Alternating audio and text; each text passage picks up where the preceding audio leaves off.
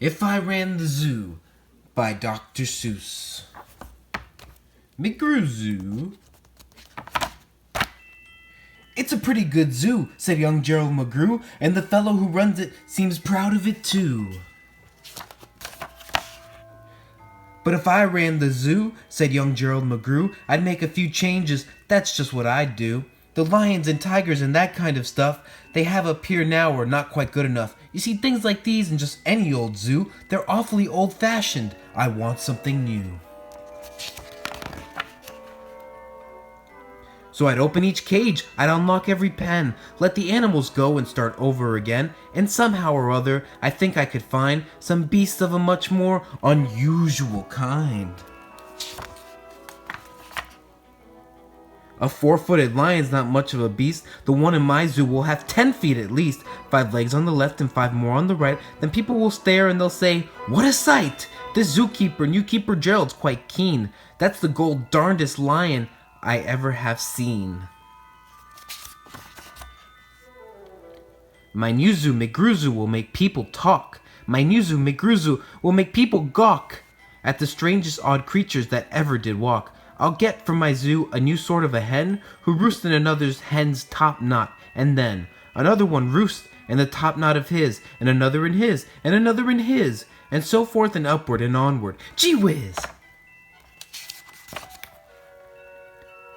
But that's just the start. I'll do better than that. They'll see me next day in my zookeeper's hat, coming into my zoo with an elephant cat. They'll be so surprised, they'll all swallow their gum. They'll all ask, when they see my strange animals come, "Where do you suppose he gets things like that from? His animals all have such very odd faces. I'll bet he must hunt them in rather odd places." "And that's what I'll do," said young Gerald McGrew. "If you want to catch beasts you don't see every day, you have to go to places quite out of the way. You have to go to places no others can get to. You have to get cold, and you have to get wet too. Up past the North Pole, where the frozen winds squeal. I'll go and I'll hunt in my Skeaglemobile, and bring back a family of what do you know? And that's how my new zoo, McGrew Zoo, will grow. I'll hunt in the mountains of Zomba-Matant, with helpers who all wear their eyes at a slant, and capture a fine fluffy bird called the bustard, who only eats custard with sauce made of mustard, and also a very fine beast called the flustered, who only eats mustard with sauce made of custard." Oh. I'll catch 'em in caves and I'll catch 'em in brooks. I'll catch 'em in crannies. I'll catch 'em in nooks that you don't read about in geography books. I'll catch 'em in countries that no one can spell, like the country of Mudda-Fa-Putta-Fa-Pell. In a country like that, if a hunter is clever, he'll hunt up some beasts that you never saw ever. Hunting, hunting, hunting. I'll load up 5 boats with a family of jolts whose feet are like cows but wear squirrel skin coats, and sit down like dogs but have voices like goats, excepting they can't sing the very high notes.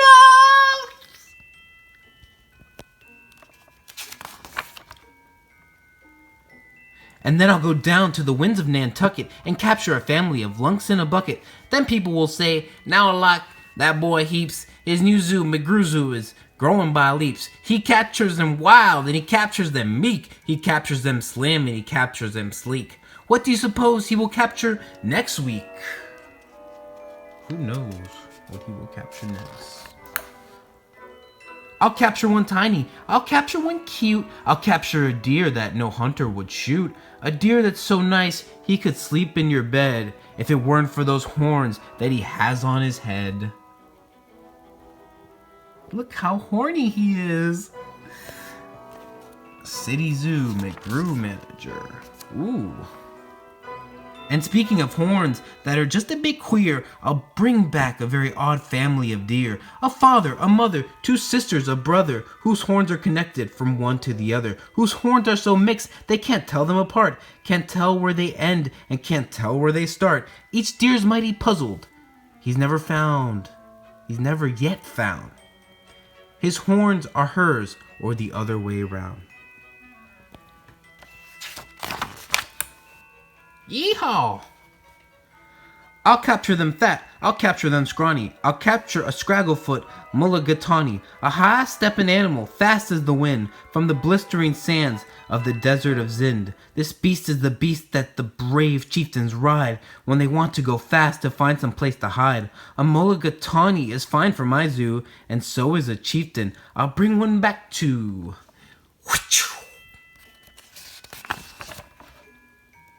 In the far western part of southeast North Dakota lives a very fine animal called the iota, but I'll capture one who is even much finer in the northeastern west part of South Carolina.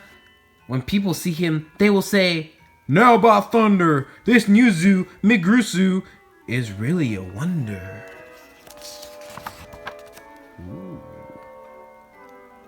Most beasts are quite friendly, but still in some lands, some beasts are too dangerous to catch with bare hands. For those that are ugly and vicious and mean, I'll build the bad animal catching machine. It's rather expensive to build such a kit, but with it a hunter can never get bit.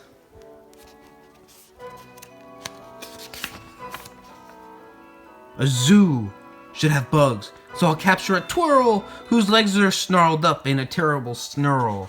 And then I'll go out and I'll capture some chugs. Some keen shooter, mean shooter, bean shooter bugs.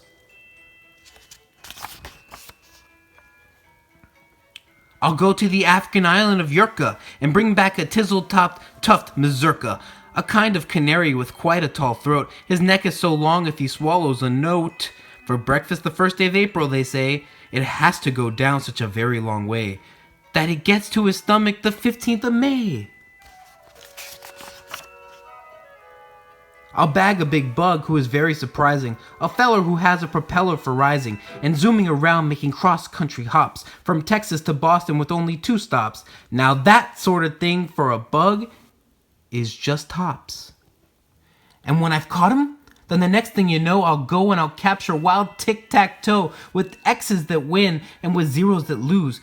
He'll look mighty good in the zoo of McGrews. Get your McGrew on. I'll bring back a gusset, a gherkin, a gasket, and also a gooch from the wilds of Nantasket. And 8 Persian princes will carry the basket, but what their names are, I don't know, so don't ask it. In a cave, a Khartoum, lives a beast near the natch that no other hunter's been able to catch. He's hidden for years in his cave with a pout, and no one's been able to make him come out. But I'll coax him out with the wonderful meal that's cooked by my cooks in my cooker mobile. They'll fix up a dish that is just to his taste. 3 chicken croquettes made of library paste, then sprinkled with peanut shucks, pickled and spiced, then baked at 600 degrees and then iced. It's mighty hard cooking to cook up some feast, but that's how the new zoo, McGrew, gets beast. That's how he does it, folks.